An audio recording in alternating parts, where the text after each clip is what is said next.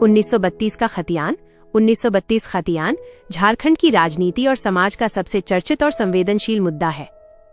आसान भाषा में कहें तो ये जमीन के मालिकाना हक का एक पुराना सरकारी रिकॉर्ड है जिसे राज्य सरकार स्थानीय निवासी डोमिसाइल की पहचान का आधार बनाना चाहती है।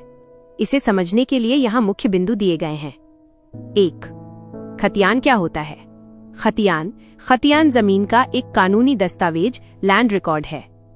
इसमें जमीन के मालिक का नाम, उसके पिता का नाम, जमीन का रकबा, क्षेत्रफल, प्लॉट नंबर और जमीन की किस्म जैसी जानकारियां दर्ज होती हैं। 2.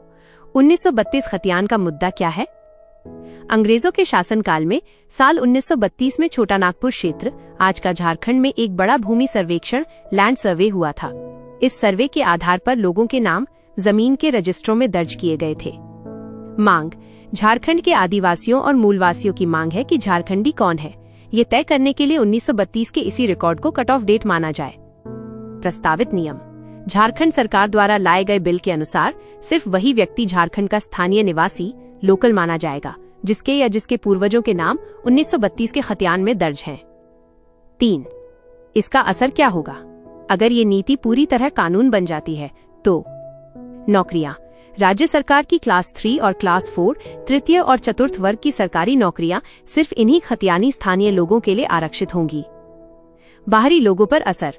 जो लोग 1932 के बाद दूसरे राज्यों जैसे बिहार, यूपी, बंगाल से आकर झारखंड में बसे हैं, वे स्थानीय की श्रेणी में नहीं आएंगे और उन्हें आरक्षित नौकरियों का लाभ नहीं मिलेगा। 4. जिनके पास जमीन नहीं है, भूमिहीन, उनका क्या? ये एक बड़ा सवाल था कि जिनके पास 1932 में जमीन नहीं थी, उनका क्या होगा? सरकार के बिल में इसका भी प्रावधान है। अगर किसी के पास खतियान नहीं है या वो भूमिहीन है तो उसकी पहचान ग्राम सभा करेगी। ग्राम सभा उस व्यक्ति की भाषा, रहन सहन और परंपराओं के आधार पर सत्यापित करेगी कि वह मूल निवासी है या नहीं। 5. अभी ये कानून किस स्थिति में है? Current status. यह अभी पूरी तरह लागू नहीं हुआ है क्योंकि इसमें कई कानूनी पेच हैं। 1. विधानसभा। झारखंड विधानसभा ने इसे 2 बार पास किया है। 2. कानूनी चुनौती।